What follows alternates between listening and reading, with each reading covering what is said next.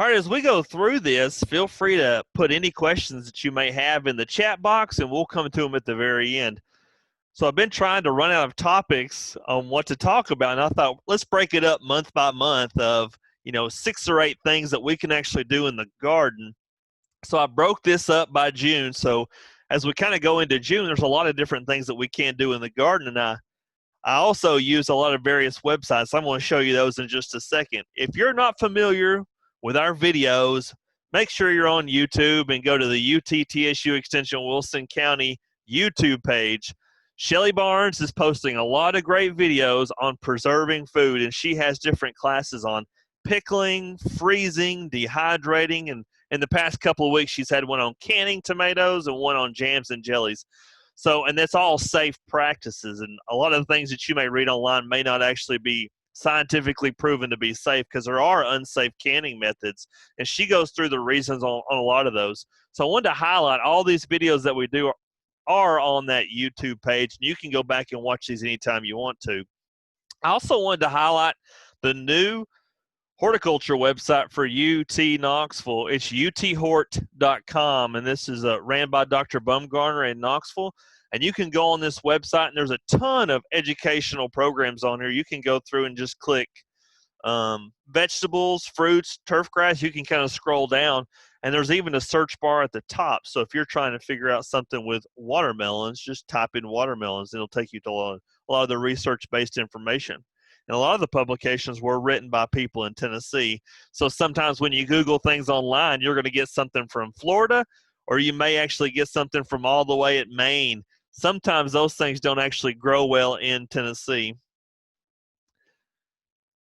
All right, looking at tasks for June. The first thing, we have a lot of cool season vegetables. Some of those are starting to go kaput because of the heat. So we were kind of in a transitional time. We were hitting 70, 72 degrees for a week or two there. Boom, now we're in the 90s. Those cool season vegetables cannot handle that. So you can see the picture on the right side. That's my snap peas last week. This week, they don't really have any blooms on them at all. Snap peas, snow peas, English peas, whatever you want to call them, they are cool season plants. And once it gets really hot, above 80, they do not flower anymore. And once I kind of get all those peas off, I'm probably going to rip those out of the garden. We've been eating on those for a few weeks anyways. Harvest some of these cool season vegetables before they bolt. And I'm going to show you a picture that someone sent me this week saying, why is my lettuce growing this tall like a tower? So I'll explain that in just a second. But harvest these fruits as you can. That includes the broccoli, the cauliflower, the lettuce. And if they're bolting already, they've already kind of released a chemical inside of them to make them go bitter. So if you have ever tried to eat lettuce that has gone to seed, it tastes absolutely terrible. It's already bolted. It's starting to produce seed. It's not good for anything other than the compost pile. If you've still got some things that are ripe, cauliflower, the cabbage, the broccoli, I haven't picked my kohlrabi yet. It's still in the garden. It's still probably got another week and a half or 2 weeks. Some of those things can still handle these temperatures as long as we're irrigating. Now, last night, I bet we got 2 inches of rain in the middle of the night. And the previous 2 weeks before that, we really didn't get a lot of rain to begin with. Also on these cool season vegetables, watch for worms on these. Cabbage looper and the cabbage worms are usually these little bitty moths that are flying around. And if you can kind of stop these moths before they lay eggs, you're not going to have a lot of issues with cabbage worms. It's easiest if you start to see some holes in some of these cool season vegetables and you've got worms, use Bacillus thuringiensis, which is BT. You can actually get it under a couple of different names. It's an organic insecticide. It's actually a bacterium, but you can get it in a powder form called Dipel, and I bought some recently, and I just use it on my cool season vegetables. So watch for these worms on these cabbage family relatives, because once they get on there, within just a couple of days, they can go through and decimate a whole head of cauliflower or a whole head of broccoli. All right. Replant those areas. If you're starting to rip up things from your garden, the cool season type things, you had turnips out, you may have had cabbage, broccoli, lettuce, you started to pull those things out, it's always good to not plant something from the same plant family there. So if I go through and put something else that may have had issues to begin with, if I had a bunch of broccoli out, it had issues, I put more broccoli in the same spot, that broccoli could theoretically have those same issues. It's always good to shake it up and put another plant family there. And this is also the same way with any vegetable, warm season vegetable too. You really shouldn't plant tomatoes in the same spot every year. Southern blight, fusarium, verticillium, all of these various wilts live in the soil. And if you break up those life cycles for a year, you really can decimate some of these fungi that are living in the soil. So replant some of these areas where you pull up your cool season vegetables with squash. Put beans there. You can actually put English cow peas out right now. The cow peas, pink eye purple hull peas, that's what I was looking for. So this was the picture that someone sent me on the left in the past week. They said, why is my lettuce getting tall? And that's when it's actually starting to bolt. So that lettuce right now is rendered useless. It's going to become bitter. And I mentioned earlier, once lettuce starts to bolt and it starts to go to seed, it doesn't have a good taste anymore. And usually that is best for the compost pile. The lettuce on the right is a picture from my garden in the past couple of weeks. We're still eating some lettuce from the garden. It's not bolted yet. So I know there's going to come a time where it's going to start growing up tall. It's going to start bolting. But I'm going to start harvesting as much lettuce as I can and using it while it still actually tastes good. So be prepared for some of these cool season vegetables to start going to seed. Make sure you pull those out. Put them on the compost pile if for the most part they're healthy. If they died from some disease, like lettuce can get a couple of different diseases, one called southern blight and one called lettuce drop. And you can see it if you look at, if you had a row of lettuce and you had one die, and I had this occur this week. You see the lettuce and you actually see mold at the base of the stem where it actually goes into the ground. It's a white mycelium. That's lettuce drop. And I learned that this year. So we've got all these different diseases, and we seem to catch them on different years. And a lot of these fungi live when it's humid and when we're getting a lot of rain. So harvest the lettuce while you can. If your lettuce is starting to go to seed, like the picture on the left, go ahead and throw it on the compost pile if it was still a good, healthy lettuce without any disease. Harvesting some of these things. So a lot of the questions that I get from people, sometimes they will say, I don't know when to pick the cauliflower. I don't know when to pick the cabbage. Now, the broccoli on the left is a good example. Someone sent me pictures. It's been a couple of weeks ago. Each one of those little bitty circles on the broccoli is a little flower head. They were starting to rupture, which means they were starting to go to seed and start flowering. You need to pick the broccoli before those little bitty seed pods actually start opening up and flowering. And the kale will actually do the same thing too. It's going to start flowering in the next few weeks. So if you don't catch some of these before they flower, they're going to taste bitter. And half the joy of gardening is actually getting to eat what you plant. So make sure you're actually harvesting at the right time. Walk the garden. We need to become our own scouts. And by that, I mean, try to go through, and I try to walk through my garden at least every day. I look for pests. I look for stunted growth. So I usually have a lot of my plants that will be in straight rows. I will go through, if I have a row of 10 peppers, I go through and look and see that each one is still growing. I look for any disease issues that I can. And this doesn't take a long time. I just want to make sure that they're growing and that they're healthy. If I see any spots on the leaves, if I see any bugs starting to take over, if I see any with stunted growth, if any of these diseases or insects I can take care of at the beginning and head them off before they actually become a huge problem in my garden, that's when I need to do it. We have issues sometimes. People will call and they'll say, well, I have all my tomatoes are dying, but they usually waited too long. There are preventative fungicides you can use on some of these tomato diseases, but you have to catch them at the beginning. And a lot of these can be headed off if we just go out there every evening and just take a little stroll in the garden. If problems are occurring, we need to be our own detective. This was a picture that I had someone send me this week. He had a row of purple hull cowpeas, and he was starting to see leaf spots on just a few of the leaves. So we went ahead and submitted those into Knoxville just to make sure that it wasn't anything major. So he had probably 150 or 200 feet row of these cowpeas. So if he had just a few plants with this, he wanted to take care of this immediately, and this was just in the past week. Look at these diseases. If it's only on one plant, you may be able to just rip out that one plant and get rid of it before, if it's a fungus, those spores spread to something else. Is it on every plant? If it's on every plant, you may have had something that you brought in from the nursery.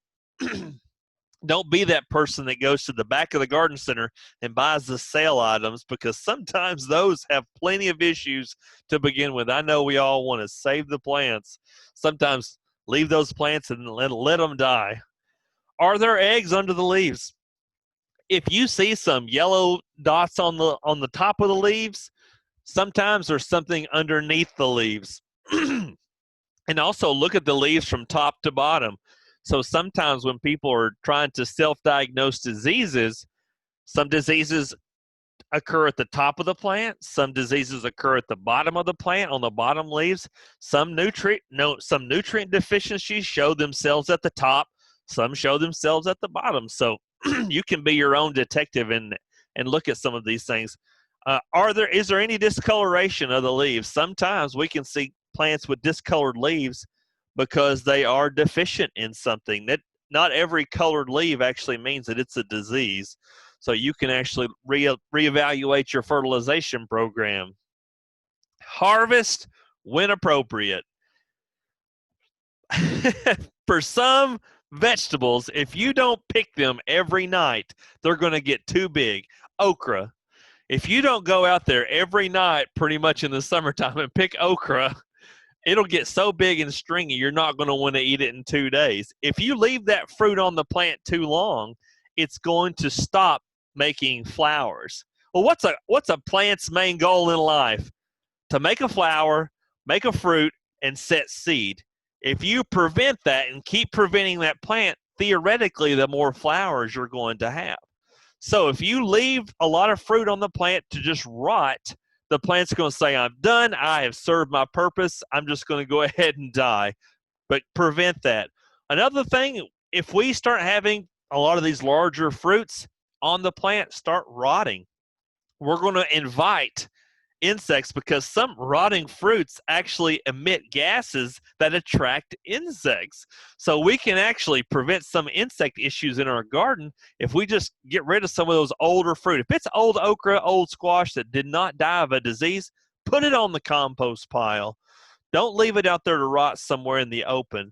And also, some of these rotting fruit can lead to diseases, so make sure you head that off at the beginning. Water during periods of drought. And generally, a period of drought in Tennessee is more than 1 week without water. Most vegetables only need about 1 inch to 1.5 inches of water per week. We do see people have issues because they water every day. More plants die from overwatering than underwatering. I don't irrigate my garden. Sometimes I will irrigate it just to get things set. But I'm of the opinion that my roots are going to go a lot deeper if I'm not watering it all the time. So make sure you watch for overwatering, and you can use mulches. I do use mulches in the garden. I use a lot of wheat straw to help retain moisture in the soils. And kind of going on with this watering, there's so many different ways you can water. You can have these whirly-bird sprinklers. You can have an oscillating type sprinkler. You can have drip irrigation. You can have a hose that you actually do. Now, there are pros and cons to every one. It's best to water at the base of the plant as opposed to a sprinkler that's going all over the place. We see some disease issues that occur when water sits on the leaves. If you can prevent water from sitting on the leaves, we can eliminate things such as powdery mildew, because powdery mildew will come on leaves that are wet. It's also good if you have a big sprinkler system to water them in the morning. That way, the sun can actually dry off those leaves before evening time sets in. So if you have big sprinklers, and I've had to do that before sometimes. Whenever I sown some seed, I set some sprinklers just to kind of get it going. Water first thing in the morning. That way it has time to kind of dry off throughout the day. Use drip irrigation as opposed to overhead to help prevent some of those diseases, because some plants such as squash, pumpkins, these cucurbits, they are really susceptible to powdery mildew. And also space out cups in the garden to see how much you're watering. If you are using some type of an irrigation system, drip, overhead, oscillating, one of those whirly birds, put some random cups in the garden to see actually how much you're watering. And you only need to have 1 inch to 1.5 inches per week. So I wanted to mention that. Sometimes we don't know how much we water. I'll say, well, how much are you watering this week, ma'am? And she said, 20 minutes a day. Well, we don't know what the pressure is on that hose. We don't know how big the sprinkler head is. We don't know how large the droplets are. It would be good to know how much you're actually irrigating during those periods of where you're watering. Stay on top of this. I took this picture in my garden just a few minutes ago. I have weeds coming up. I have some plastic where I planted some tomatoes. You can see I'm not a great gardener all the time. Well, actually, most of the time, I'm not a great gardener. I have got to stay on top of this Johnson grass that's coming up. And you've also got to stay on top of your tomatoes. If you are tying up your tomatoes, for the most part, are a vine, and you have to stay on top of them so that they'll keep going up. Now, I cage my tomatoes. It just kind of depends on what you prefer. I have got to stay on top of this every night because they'll start running outside of that cage. And if I don't start pulling them back inside that cage, they'll start jumping out of the cage, kind of getting in the middle of my rows. So make sure if you've got tomatoes, you're staying on top of them, either tying them up if you're doing the floor to weave, or if you're using a stake and tying them to the stake. If you're doing that, you probably need to pull off the suckers. But you got to stay on top of these tomatoes, because once they really get going fast, they really will hit it. And I think last night, with the amount of rain we got, I'm going to see these jump out of the ground, but I'm going to try to go through and pull some more weeds up this weekend. Because the ground's soft, I can go through and pull up weeds. Sanitation. Keep dead leaves clean from the base of the plant. Some diseases are introduced from where soil actually splashes onto those bottom leaves. So on tomatoes, we'll see the bottom 3 or 4 leaves become yellow and they'll start getting spots. It's best to go ahead and break those off completely, because it could be a disease trying to enter into the plant. But if you go ahead and stop those right now, we can slow down that disease, depending on what it is. It's usually some of the wilt diseases.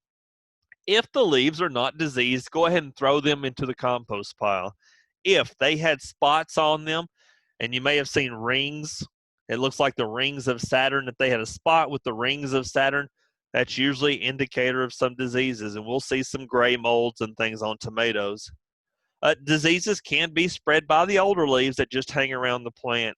In the wintertime, it's always good to rake up those. You can burn them. You can compost them if they're pretty healthy leaves. Stay on top of the weeds. I went out this morning and took a picture of part of my flower bed that I'm working on in front of the house. This is nutsedge. If you know anything about nutsedge, it is the plant form of Satan. Every time I pull up a plant, it's got these little bitty nutlets at the base of the ground. It pops up more and pops up more and pops up more. And I've tried to stay on top of this. I'm redoing the landscape in front of the house. In the garden also, we have got to stay on top of the weeds, because some weeds will actually be a vector for diseases, and some weeds attract insects. So if you're trying to keep certain insects out of your garden, you need to kind of eliminate most of the weeds that you can, because it's also a great place for these insects to lay their eggs. Succession plantings. If you've got a smaller garden and you have a smaller row of, we'll say, corn, and you plant it all at the same time, corn will generally all come in at the same time. It's good to plant it every 20 or 30 days. So you can go through the first week of May and plant corn, the first week of June and plant corn, and the first week of July and plant corn, and you'll have corn over an extended period. The same principle goes for bush beans, because bush beans are determinate, which means they generally will put on one heavy fruit set. Tomatoes, determinate tomatoes are the same way. So people who can a lot will use Romas or Amish paste, some of the the paste juicy type tomatoes. Usually they're determinate. They set a heavy fruit on at one time. Bush beans are the same way. So you can go through and plant bush beans the first week of May all the way through the first week of August, because bush beans are about a 55 to 60-day crop. So if I go through, I've harvested all my beans, I'm going to go through the first week of August and plant beans again. If everything goes well, about the middle of October, I'm going to have fresh beans again. So kind of keep that in mind. Succession plantings really do work in Tennessee, and I think sometimes we forget about it. We just plant one row of beans and say, that's it, I'm going to stick with those beans.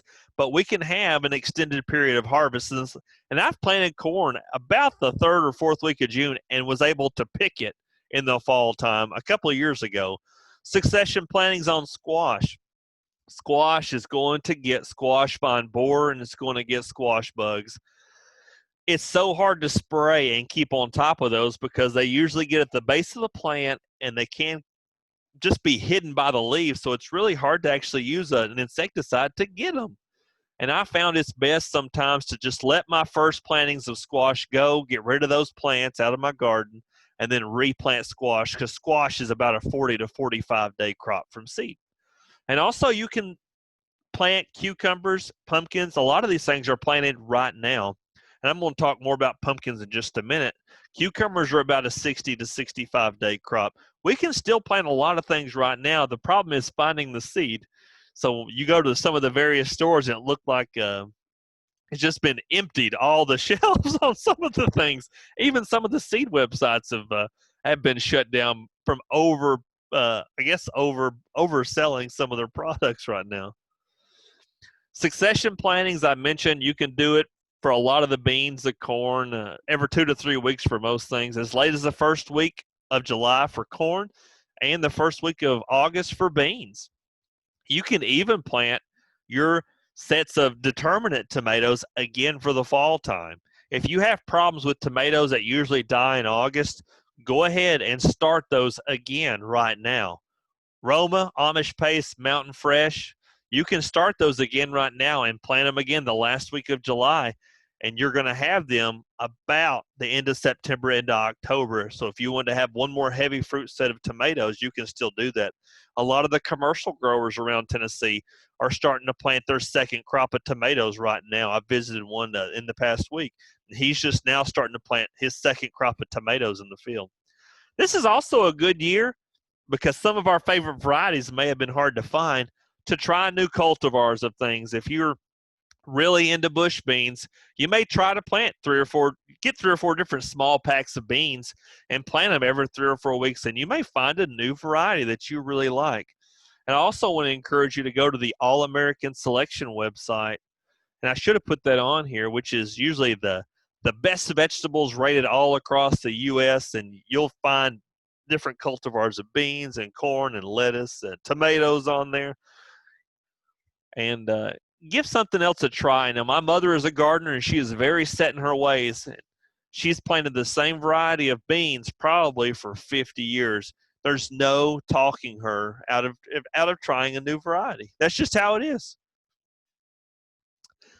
A question I got in the past week, someone said, it was either squash or cucumbers, all I have are flowers and I have no fruit whatsoever. Squash, gourds, cucumbers, they will have a heavy set of flowers first that are male. Most of these have male and female flowers. They have all the male flowers that has the pollen to attract all the pollinators in. So you're not going to get all the fruit set at the beginning because there's no female flower. So I at least wanted to head that off real fast. So one question we've received was, why my plants are blooming a lot, but I'm not getting any fruit? It's because you just have male flowers, and that usually occurs for the first couple of weeks. Sidedress. Usually you side dress your fruiting plants, peppers, tomatoes, eggplant, with some type of a nitrogen when the fruits get to be about an inch. And it's so hard to say. People will say, well, how much? I don't know. That's usually a good soil test will tell you all that. But generally, side dressing nitrogen occurs when the fruit gets to be about an inch. Now, I don't have any tomatoes this large yet, but that would be a good time to actually side dress tomatoes and peppers. When my tomatoes and peppers are really small, some of my peppers this week are pretty small and they're starting to flower. I did go through and break off a lot of those flowers on the really small plants because I need to get a stockier plant on some of these really small ones because I don't want all the energy from that plant being pushed into one mediocre bell pepper. I'm going to go ahead and break it off, and then hopefully I'll get more fruit later on. Pumpkins, most commercial operations plant pumpkins because they want to sell them about the first or second week of October. They are going to plant them about June the 15th to June the 30th. So if you're a pumpkin person and you're trying to get pumpkins for Halloween decorations last week of September, you need to go ahead and start ordering your seeds, getting those in right now. You should count backwards from the maturity date.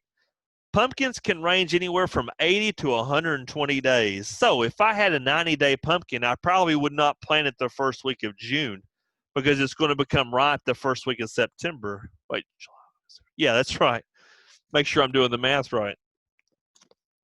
But if you had a 120-day pumpkin, you probably should have already planted it.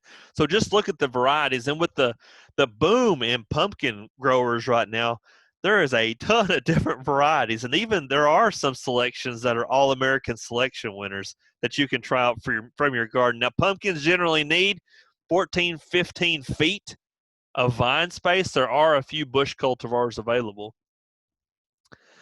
If you're doing things this fall, it would be best to go ahead and go through and order your broccoli seeds, your cauliflower seeds, your cabbage seeds, because around the middle of July, you're going to start sowing those inside to transplant into the garden. The fall time is a great time for cool season vegetables because there's less bugs and they can handle frost. So if I'm going to plant broccoli this fall, I'm going to get my seeds and all my supplies in right now, go ahead and order them. I'm going to try to start planting those inside my house about the 15th or 20th of July to plant outside the first or second week of September. Now, last year, we were still in the 90s in September. It's kind of a gamble, so that's a general date on when you should start some of these things and when you should transplant them. Now, we didn't really get any cool weather till October last year, and that would have probably been too late for cauliflower, broccoli, and some cabbages probably would have done fine. But just kind of keep that in mind. Gardening is a gamble anyways. But I plan on getting some broccoli seeds in, at least getting some of these things in to get prepared to at least go ahead and try it. If they form a head, they need to be transplanted. Broccoli, cabbage, cauliflower, kohlrabi, Brussels sprouts. I'm sure there's another one I'm missing in there. If it's a leafy green, you can direct sow the seed in the garden and you'll be fine. If it forms some type of a head that you're cutting off, ideally it needs to be transplanted into the garden. You just can't take broccoli seeds and strew them about. All right, I wanted to say this final thing and then we'll open up for questions. We're all still working. We're all working from our homes. And if you're not in Wilson County, I encourage you to connect with your extension agent right now. They can help you with any diseases that you may have. You can send them pictures. You can send them samples right now. Go to utextension.tennessee.edu, and at the bottom right of the screen, it'll say find your county office. So click that, and you click on your county, and it will actually show you all that. Thank you.